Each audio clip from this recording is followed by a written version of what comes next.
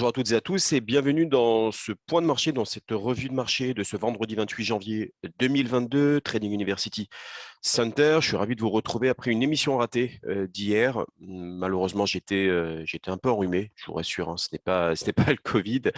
En tout cas, je suis ravi de vous retrouver comme chaque matin pour une nouvelle émission. Je vous laisse d'abord prendre connaissance de l'avertissement légal sur les risques et je vais revenir un petit peu sur ce qui s'est passé avant-hier lors de la réunion de la Fed. Alors, il faut savoir que ce webinaire, donc ce briefing, n'est à titre juste indicatif, n'est en aucun cas un conseil en investissement.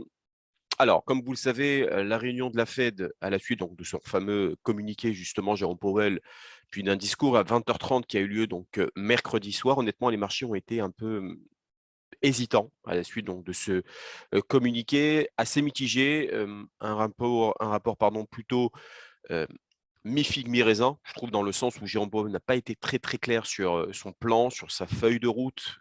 Ça, globalement, d'une manière générale, les investisseurs voilà, ne donnent pas, quand Jérôme Powell ne donne pas trop de visibilité ou d'indication, eh bien, ça fait un peu tanguer les marchés, pardon.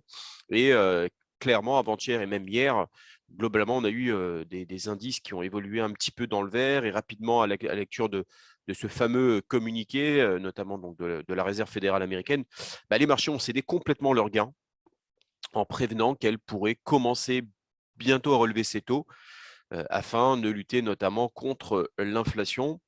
Donc au final, rien de nouveau. Bien évidemment, on sait qu'elle va monter ses taux maintenant, c'est à partir de quand et combien de fois elle va relever ses taux. Est-ce que c'est 3 fois? Est-ce que c'est 4 fois?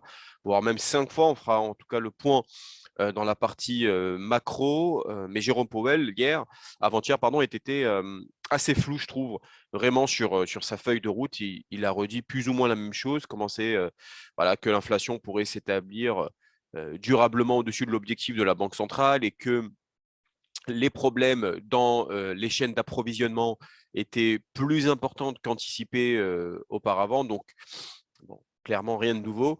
Les choses, on le savait déjà, et les marchés auraient préféré justement avoir un peu plus de visibilité, comme je vous l'avais dit, je l'avais évoqué il y a quelques jours des précédentes revues. En tout cas, voilà, ils auraient voulu avoir plus de visibilité sur la date de la réduction du bilan. Là-dessus, il n'a pas vraiment donné de date précise, et surtout, sur les hausses de taux à venir, car au mois de mars, globalement, les marchés s'attendent à une hausse de 25 points de base, puisque bien sûr tout le monde attend, mais Jérôme Powell n'a pas été clair là-dessus. En fait, il n'a pas dit au marché très clairement on fera une hausse de 25 points de base. Potentiellement, il a laissé un petit peu la porte ouverte à une hausse de 50 points de base, et là-dessus, bah, les opérateurs, eh bien, ça leur met un peu de stress. Effectivement, si on fait une hausse de 50 points de base, je peux, je peux vous assurer que les marchés risquent de retracer fortement, risquent de pleurer même. Donc là-dessus, manque vraiment, vraiment de clarté, j'ai trouvé dans le discours donc, du président de la Fed. Ensuite, on a eu quand même derrière la saison des résultats qui bat son plein. On a, je dirais, un cinquième à peu près des sociétés donc, de l'indice de référence de la finance mondiale du S&P 500 ayant communiqué leurs résultats. Et globalement, les résultats sont sortis excellents puisque 82 ou 3% de ces sociétés ont dépassé les attentes. Mais comme on peut le voir actuellement, bah, les marchés ne payent pas les résultats. Vraiment, on sent que en ce moment, la normalisation monétaire prend vraiment le dessus malgré des résultats plutôt bons, hein, voire même très encourageants pour les entreprises. Hier, forcément, étant donné que les indices américains ont effacé tous leurs gains donc des séances précédentes, les bourses européennes ont ouvert notamment avec un gap baissier dans le rouge. Le dollar, pardon, le dollar grimpe, donc un dollar qui grimpe au lendemain des annonces de la Fed, bah, on fait croire tout simplement un resserrement monétaire plus rapide qu'attendu par les marchés, mais au final, rien de nouveau. On sait déjà depuis voilà, 6-7 mois que la Fed va procéder à un resserrement monétaire. Juste voilà, un manque de visibilité et de clarté de la part de Jérôme Powell. Donc, encore une fois, voilà, Powell a déclaré que la Banque centrale ajusterait sa politique en gardant l'esprit ouvert avec un objectif d'éviter de favoriser donc l'ancrage d'une inflation qui serait durablement même élevée.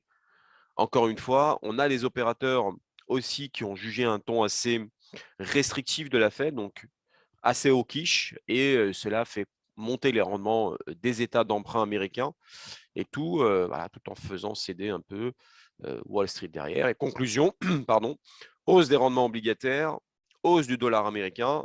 Par corrélation inversée, les métaux précieux, l'or, l'argent ont pris cher, et heureusement d'ailleurs, heureusement, je dirais que on a, pour certains qui ont pris des objectifs à 1850 notamment sur le métal jaune, ils sont bien sortis parce qu'effectivement les métaux précieux cèdent après le ton jugé assez hawkish de la Fed. Donc résultat des rendements obligataires, le taux à 10 ans qui augmente, le dollar qui se renforce forcément par effet ricochet, les métaux précieux reculent. Encore une fois, les marchés actions ont quand même subi d'autres pressions comme la hausse des prix du pétrole. On verra ça aussi sur la partie technique. Le Brent qui a même franchi la barre des 90 $ mercredi soir. Donc, on est quand même sur des plus hauts niveaux depuis 2014. Et là, forcément, c'est dopé, notamment par ce qui se passe actuellement avec les tensions géopolitiques entre la Russie, l'Ukraine et même les États-Unis qui veulent prendre une part du gâteau au passage.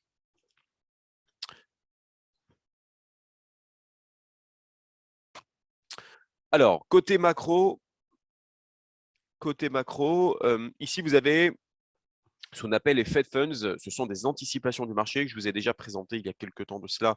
Ce graphique, je ne sais plus si c'était fin décembre ou début janvier, je ne me souviens plus. Globalement, les marchés tablés, en tout cas, si vous regardez euh, sur le graphique, une hausse de taux à partir du mois de mars. Ça, c'était mars, juillet, décembre 2022. Et là, on a un aperçu des hausses de taux par la Fed qui sont actuellement pleinement intégrées par le marché.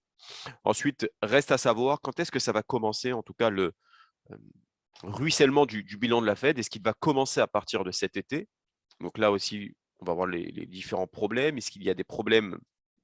Voilà, les sources d'inquiétude, je dirais, de la part du marché, c'est que, comme je vous l'avais évoqué en intro, Jérôme Powell n'a pas été clair en fait sur sa feuille de route, comme je vous le disais, donc que ce soit sur la hausse de taux du mois de mars ou sur la réduction du bilan. Donc, c'était assez flou, assez vaste. Et comme je vous le disais, le marché est actuellement, en tout cas, c'est ce que price le marché, donc suite à la réunion de Powell.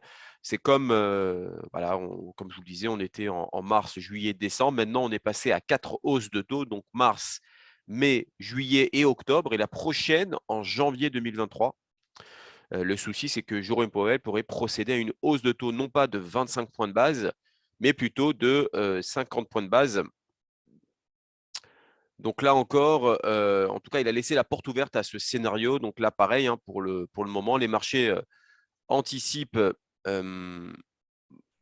voilà, anticipe plutôt un marché de 25 points de base. Et voilà, comme je vous le disais, si demain ou lors de la prochaine réunion, Jérôme Powell parle d'une hausse de 50 points de base, bah, voilà, les marchés seront vraiment pas prêts. En tout cas, ce qui est important, c'est qu'il a fallu quasiment 6 mois psychologiquement pour les préparer, et que malgré une préparation psychologique, des marchés qui sont en train de décrocher de 10%, autant vous dire que si à moi, voilà, on avance l'heure, prévient une hausse de 50 points de base, les marchés vont très clairement pleurer.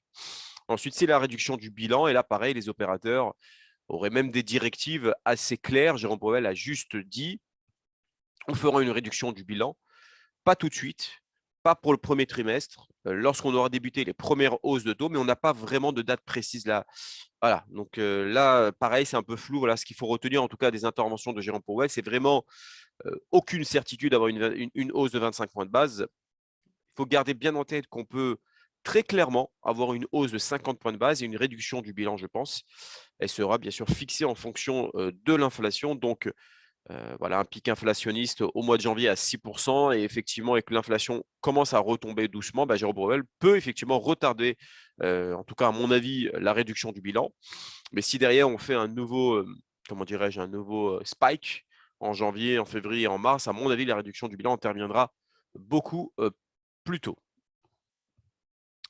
Ici, vous avez donc les prévisions. On va regarder également sur la partie technique tout à l'heure. Je vous disais effectivement que d'autres pressions étaient très présentes sur les marchés, notamment la hausse du pétrole.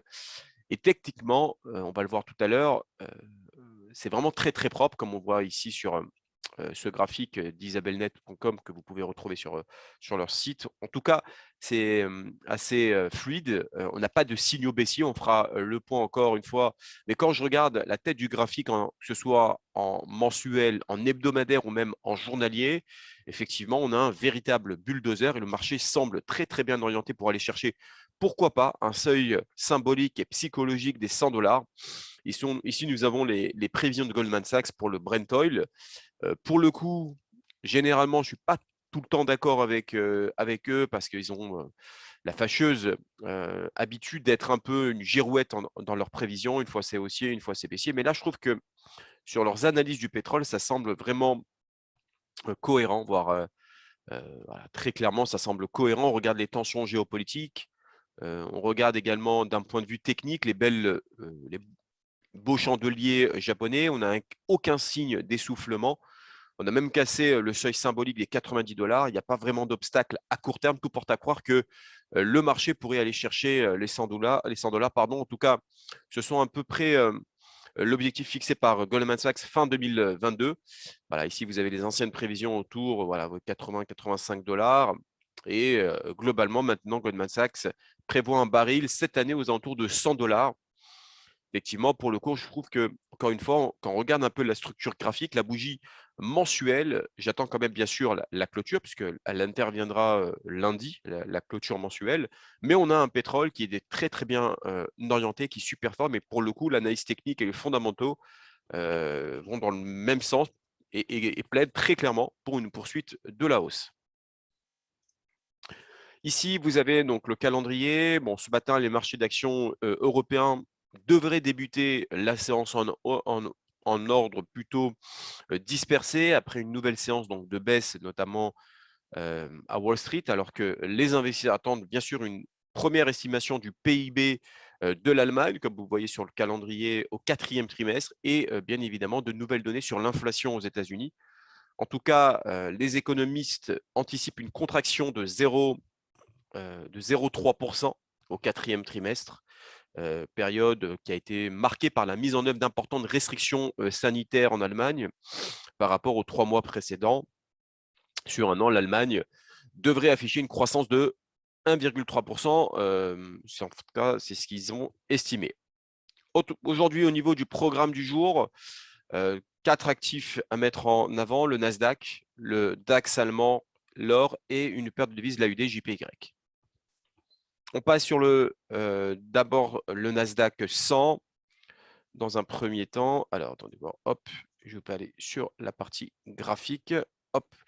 Alors là, vous avez graphique mensuel, graphique hebdomadaire et graphique journalier.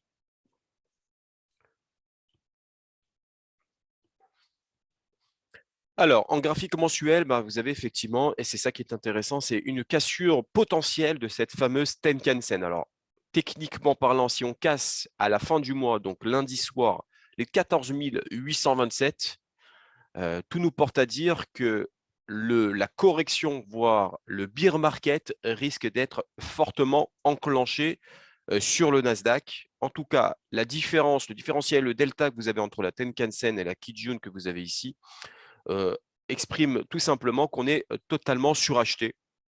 Et ici, vous avez ce qu'on appelle une divergence baissière. On en a parlé lors des précédentes revues. Et effectivement, si on clôture en dessous de cette fameuse Tenkan-sen, tout nous porte à dire qu'on peut aller chercher beaucoup plus bas, en tout cas sur le Nasdaq. On va regarder en hebdomadaire ce que nous avons. Je vous en ai parlé plusieurs fois de ce fameux double top. Double top qui a été notamment validé. Le double top, c'était ça, je vous le rappelle. Voilà, donc ça a été validé après notamment cette semaine, c'était la semaine dernière, la semaine du 17 janvier, où là, effectivement, le marché continue sa décélération. Donc là, on est passé sous cette zone de support que vous avez ici en zone rectangulaire. On peut avoir effectivement un pullback la semaine prochaine. Mais vraiment, moi, j'attends la clôture, donc lundi soir, pour avoir beaucoup plus de signaux. Mais je suis extrêmement intéressé pour voir déjà la clôture de cette bougie mensuelle et voir éventuellement le pullback qu'on peut avoir aux alentours donc, des 14 620 voire 14 785 pour pouvoir tout simplement reprendre position à la baisse dans ces eaux-là. Mais encore une fois, la bougie hebdomadaire d'abord n'est pas terminée. Elle peut toujours se terminer ici, d'accord? Pour l'instant, j'imagine très peu, enfin la probabilité est tellement faible pour qu'on puisse avoir un rebond important, aller chercher au moins les 500 points à la hausse, au moins les 14 620. Mais bon, on ne sait pas ce que le marché peut nous réserver. En tout cas, la clôture de la semaine dernière a été déjà assez révélatrice dans le sens où le franchissement a été validé puisqu'on a quasiment une bougie sans mèche. Là, on a eu tout simplement un retracement. Comment dirais-je, vous avez le nuage pour l'instant qui bloque la décélération. Il n'y a pas que ça, il y a également cette zone de résistance que vous avez ici, qui pour le moment bloque le Nasdaq à chuter plus bas.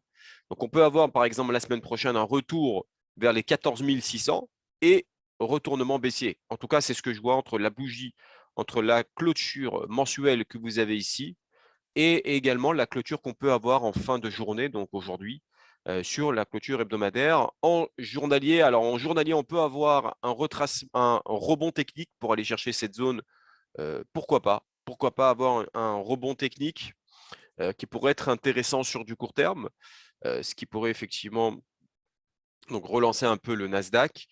Sur du court terme, on va regarder ensemble ce que préconisent les analystes Training Central qui envisage, comme je viens de vous le dire, une hausse aux alentours des 14 355, voire 14 560, tant qu'on est au-dessus des 13 830. En revanche, si nous passons, alors bien sûr, c'est sur du 30 minutes, donc ça veut dire que c'est de l'intraday.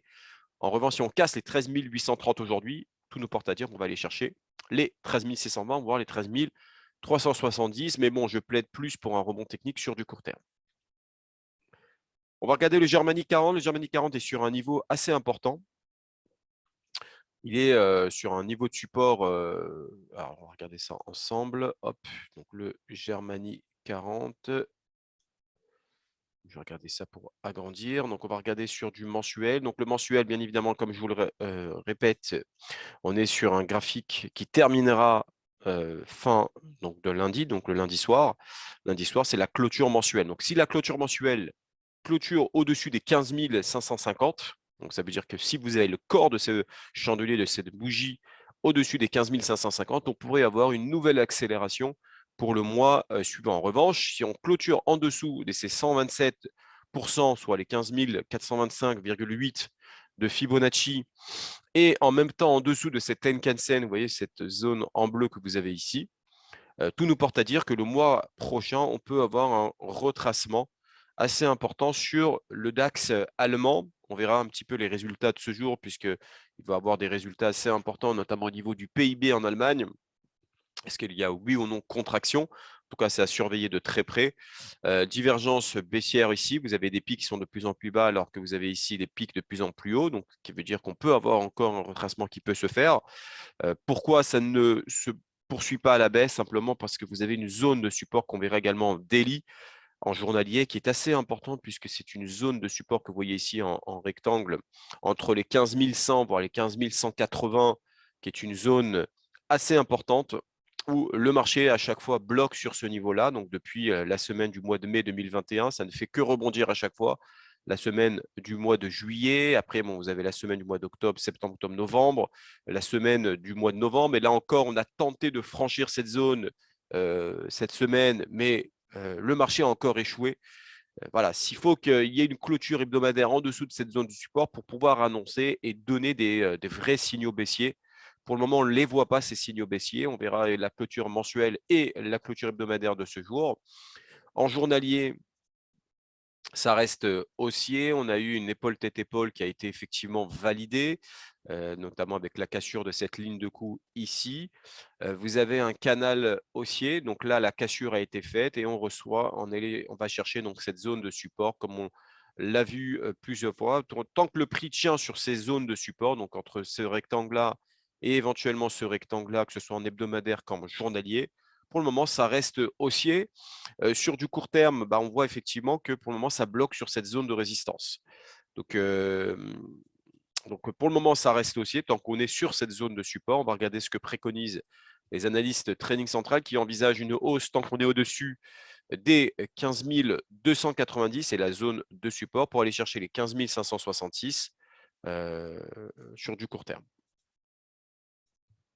On va regarder ensemble le Brent Oil. Le Brent Oil que je vous avais effectivement introduit, donc qui superforme, qui continue de superformer. Je pense qu'on a vraiment on est en territoire extrêmement positif. Là, vous êtes sur une bougie mensuelle, c'est cette bougie mensuelle qui m'intéresse.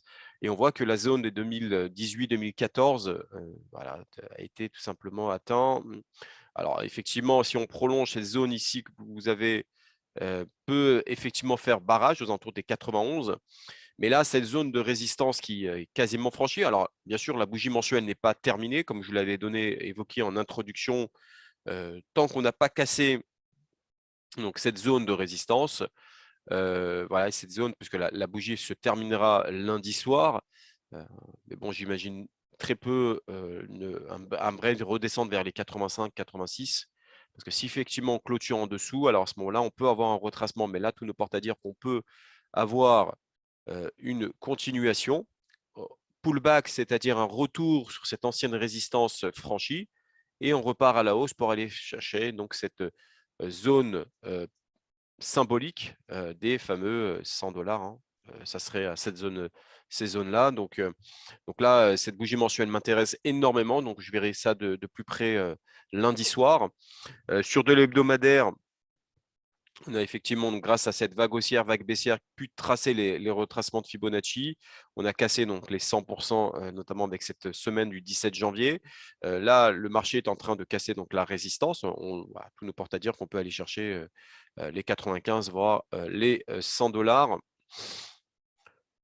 Et on le voit d'ailleurs en daily avec un zoom tout simplement sur cette zone de résistance qui a fait pullback ici, vous voyez, hein, comme vous le constatez ici. Donc, il y a eu cassure, pullback et retournement haussier. Donc, voilà, tout nous porte à dire que le pétrole a encore du chemin à parcourir à la hausse. On est vraiment sur une très forte inertie haussière, une très belle impulsion sur cette zone de support. On va regarder ce que préconise l'analyse trading centrale. Sur du court terme, 81, 91, 91, 80. Tant qu'on est au-dessus donc des 89. Donc ça, ce sera le premier objectif. Deuxième objectif. On va regarder ensemble le dernier actif, l'AUD-JPY, qui est un actif qui m'intéresse beaucoup sur du court terme notamment. Et on va regarder sur du long terme ce que préconisent les analystes trading central. L'AUD-JPY, donc le dollar australien contre la devise nippon, donc la devise japonaise. Là, sur du mensuel, on a une forme effectivement ici un petit peu en double top. Hein, double top, c'est-à-dire une forme de M, comme vous pouvez ici. Donc là, vous avez la zone de support, que si elle serait franchie, tout nous porte à dire qu'on pourrait avoir une continuation baissière donc sur l'AUD JPY. On va regarder sur de l'hebdomadaire ce qu'on préconise, ce qu'on peut éventuellement voir. Donc là, on le voit, hein, la zone dessus de résistance, pardon, qui est quand même assez parlante. Ici, vous avez une zone de résistance. Voilà, tout nous porte à dire que le marché peut continuer sa décélération pour aller chercher au minimum cette zone que vous avez ici, donc aux alentours des 60, je vais vous dire ça tout de suite, aux alentours des 79,50 sur du court terme. On va regarder ensemble sur du court terme en daily. Alors, c'est ça qui m'intéresse. Là, je vais même vous le montrer sur du H4. Donc sur du 4 heures. Alors là, c'est intéressant parce que si on cassait, vous voyez, ce petit support oblique sur du court terme, là, on peut aller chercher beaucoup plus bas. Donc les fameux 79,50, voire, voilà, c'est à peu près cette zone-là sur du court terme 90,25, voire la zone de support aux alentours des 78,95. Donc on a des zones de support intéressantes à aller chercher. On va regarder ensemble ce que préconisent donc les analystes trading central. Hop. Pardon, voilà. Sur du long terme, alors on est sur un graphique en daily, chaque bougie représente une journée de cotation. Donc l'objectif sur du long terme, c'est 78,04 voire 76,55 tant qu'on est en dessous des 83,78. En revanche, si on passait au-dessus des 83,78, là, le marché pourrait chercher plus haut et aller chercher les 86,31 voire 87,82. Voilà, vous entendez un peu le son de ma voix un petit peu enrhumé, toujours enrhumé, mais c'est pas grave. Voilà, le week-end arrive. Je vous souhaite donc à toutes et à tous une excellente journée de ce vendredi 28 janvier et je vous souhaite un bon week-end aussi. Je vous dis à lundi pour une nouvelle revue de marché.